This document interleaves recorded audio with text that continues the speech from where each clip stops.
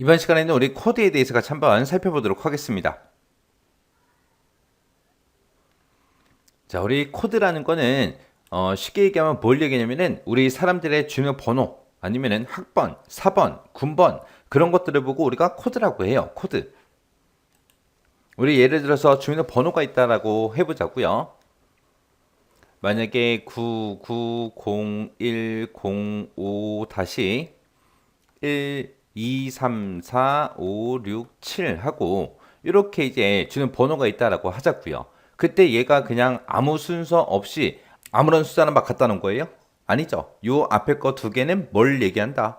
출생 연도, 연도를 의미하더라. 얘는 이제 월을 의미하고 얘는 이제 일을 얘기하더라. 그래서 앞에 6자리는 생년월일을 의미하는 거고 그 다음에 뒷자리에 7자리가 있는데 그 중에서 첫 번째 자리는 뭘 얘기한다? 성별을 나타내더라. 성별. 성별을 나타내는데 1번이 있고 2번이 있고 3번이 있고 4번이 있죠. 1번하고 3번은 이제 남자다. 그 다음에 2번하고 4번은 여자다. 그렇게 해서 이제 성별을 구분할 수 있잖아요. 그 다음에 이제 그 뒤에 있는 그 자리 수는 예전에는 이제 지역을 나타내는 그런 숫자들이었는데 요즘에는 이제 그게 없어졌다고요. 이런 것도 하나의 이제 코드예요, 코드. 그래서 이제 우리가 어떤 특정 데이터를 사용 목적에 따라서 그룹으로 이제 분류를 해요. 그래서 코드라는 거는 특정 데이터의 사용 목적에 따라서 자료를 이제 분류하고 조합하고 집계하고 추출하고 이런 것들을 이제 용이하게 하기 위해서 사용되는 그런 기호를 보고 우리가 코드라고 합니다. 코드. 그래서 이 코드를 이용하게 되면 정보를 신속하고 정확하고 명료하게 우리가 전달할 수 있고요. 그리고 이런 코드들은 일정한 규칙에 따라서 이제 작성이 되는 거죠. 그래서 정보 처리의 효율과 처리된 그 정보의 가치에 많은 영향을 미치는 게 우리 이 코드라는 거예요.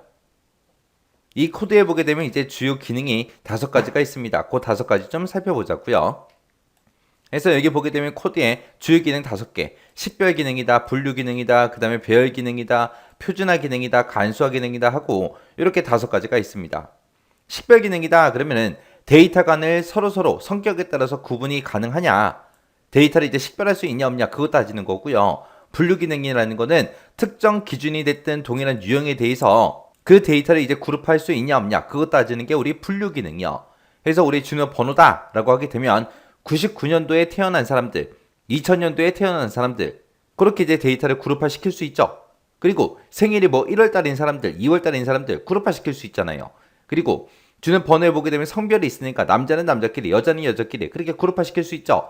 그런 걸 보고 우리가 분류 기능이라고 하는 거고요. 그 다음에 이제 배열 기능이다라고 하게 되면 얘는 이제 의미를 부여해서 나열할 수 있는 거 그걸 보고 우리가 배열 기능이라고 합니다. 그래서 예를 들어서 주요 번호에서 앞에 두 자리는 뭘 나타낸다? 우리 출생 연도를 뜻하더라. 그 다음에 나오는 거 그 두 자리는 뭘 얘기한다? 우리 출생 월을 얘기하더라. 그 다음에 그 뒤에 나오는 15 이런 숫자는 뭘 얘기한다? 며칠날 태어났는지 그 날짜를 얘기하더라. 그래서 얘가 이제 생년월일을 그렇게 이제 나타내는 거죠. 아니면 학번이다 그러면 학번이 만약에 땡땡땡땡땡땡 하고 이렇게 6자리가 있을 때 앞에 두 개는 이제 우리 입학한 연도를 뜻하는 거고 그 뒤에 두 자리는 이제 어느 학과인지 학과를 의미하는 거고 그 뒤에 있는 두 자리는 이제 1년 번호를 얘기하는 거죠. 그래서 몇 년도에 어떤 학과의 몇 번째 학생이다. 몇 년도에 어떤 학과의 몇 번째 학생이다. 그렇게 이제 우리가 의미를 부여해서 이렇게 나열할 수 있는 거 그걸 보고 우리가 배열 기능이라고 해요. 그 다음에 이제 표준화 기능이다라고 하게 되면 얘는 이제 다양한 데이터를 기준에 맞춰서 표현할 수 있는 걸 보고 우리가 표준화 기능이라고 해요. 그 다음에 이제 간소화 기능이다라고 하게 되면 이제 복잡한 데이터를 간소화시킬 수 있다. 그거 이제 얘기하는 거예요. 그래서 우리가 물건 같은 걸 사도 물건마다 전부 다 뭐가 있어요? 모델명이 있죠. 그 모델명이 전부 다 코드로 되어 있는 거예요. 그래서 그렇게 복잡한 그런 데이터들을 우리가 간소화시켜서 표시할 수 있는 거. 그게 이제 간소화 기능이요. 그 다음에 이제 코드의 종류에 보게 되면 이제 여러 가지가 있는데, 자, 첫 번째 거부터요. 우리 순자 코드. 순자 코드 그러면 그냥 1년 번호예요, 1년 번호. 1년 번호 코드라고 다른 말로 부르고요. 얘는 또 다른 말로 이제 순서 코드라고 그렇게 부릅니다. 얘는 이제 자료가 발생하는 그 순서에 따라서 아니면 크기 순서에 따라서 일정한 기준에 따라서 최초 자료부터 차례대로 1년 번호를 그냥 부여하는 그 방법을 보고 얘기해요.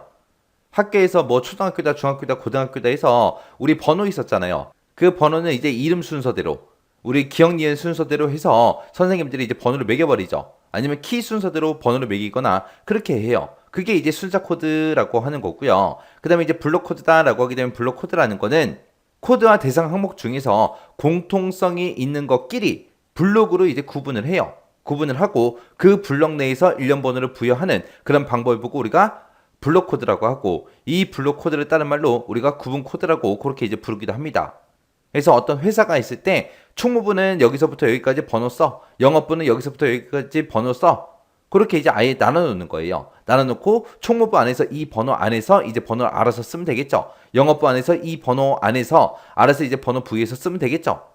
그게 이제 블록 코드요. 그 다음에 이제 10진 코드다라고 하게 되면 10진 코드라는 거는 말 그대로 10진이에요. 10진.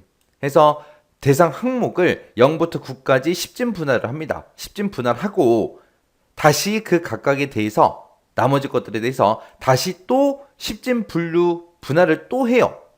해서 필요한 만큼 그렇게 반복해서 계속해서 분할하는 그런 방법을 보고 얘기하는데, 도서관에 가게 되면 책들이 엄청나게 많죠. 그 도서 분류식 코드를 보고 우리가 10진 코드라고 합니다. 해서 공학은 1000번부터 시작한다. 그 다음에 소프트웨어 공학은 1100번이다. 그 다음에 소프트웨어 설계는 1110번이다. 이런 식으로 이제 도서관에서 책을 분류하는 그 방법을 보고 우리는 10진 코드라고 그렇게 이제 불러요. 그 다음에 이제 그룹 분류 코드라고 있습니다. 이 그룹 분류 코드라는 거는 항목에 대해서 일정한 기준에 따라서 대분류, 중분류, 소분류 그렇게 나눠서 각 그룹 안에서 이제 일련 번호를 부여하는 그런 방법을 보고 우리가 그룹 분류 코드라고 해요. 자, 지금처럼 이렇게 해요. 1번이 있고 01-001이다. 얘는 이제 본사의 총무부의 인사계다. 그리고 2번에 01에 001은 지사, 본사가 아니라 이제 지사의 총무부의 인사계다. 그렇게 이제 일정 기준에 따라서 대분류, 중분류, 소분류로 나눠서 이렇게 이제 코드를 부여하는 걸 보고 우리가 그룹 분류 코드라고 합니다. 그 다음에 이제 연상 코드다라고 하게 되면 연상 코드라는 거는 대부분 이제 우리 가전제품 같은 데서 많이 사용하는 거예요. 그래서 코드와 그 대상 항목에 명칭이 됐든 약호가 됐든 이런 관계에 있는 숫자가 됐든 문자가 됐든 기호가 됐든 이런 것들을 이용해서 우리가 코드를 부여하는 그런 방법을 보고 우리가 연상 코드라고 합니다. 예를 들어서 TV40하고 이렇게 써져 있으면 40인치 TV를 의미하는 거. 그 다음에 L-15-220 하고 써져 있으면 우리 램프를 나타내는데 15W짜리 220V의 램프를 나타내더라. 그게 이제 연상 코드요. 그 다음에 이제 표의 숫자 코드 그렇게 이제 나왔는데, 표의 숫자 코드라는 건 어디서 주로 많이 사용하냐면은 여러분들 자동차 타고 다니죠? 자동차 바퀴에서 많이 사용하는 거예요. 그래서 얘는 코드와 대상 항목의 성질을 이용하는 거예요. 성질을. 해서 길이다, 너비다, 부피다, 지름이다, 높이다 이런 물리적인 그런 숫자를 그대로 그냥 코드에 적용시켜서 사용하는 방식을 보고 우리가 표의 숫자 코드라고 하고, 표의 숫자 코드 얘를 다른 말로 우리가 유효 숫자 코드 그렇게 이제 부르기도 해요.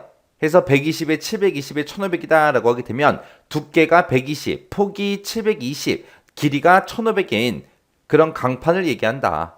그런 식으로 숫자를 있는 그대로 그냥 써서 코드로 표현하는 걸 보고 우리가 표의 숫자 코드라고 합니다. 여러분들 나중에 자동차 탈 때 타이어 한번 보세요. 타이어에 보게 되면 숫자가 뚝뚝뚝 하고 세 자리가 그렇게 써져 있어요. 그 다음에 이제 합성 코드다라고 나왔는데, 합성 코드라는 거는 필요한 기능을 하나의 코드로 수행하기 어려울 때 두 개 이상의 코드를 우리가 조합해서 만드는 그런 방법을 보고 우리가 합성 코드라고 해요. 말 그대로 그냥 합성하는 거예요. 두 가지를 해서 연상 코드하고 순자 코드를 지금처럼 합성해서 지금처럼 이렇게 만든 거. 이런 것들은 이제 우리 비행기에서 이제 주로 많이 쓰는 거죠. 자, 이렇게 해서 이제 코드에 대해서 살펴봤는데, 코드가 뭘 의미하는지 그 개념 알고 계셔야 되고요. 그리고 코드에 보면 주요 기능 5가지 있었어요. 그 5가지 확실하게 여러분들이 기억하고 지나가셔야 돼요. 그리고 코드의 종류에는 지금처럼 이렇게 이제 7가지가 있었는데, 이 7가지 각각의 특징 확실하게 파악하고 지나가시기 바랍니다.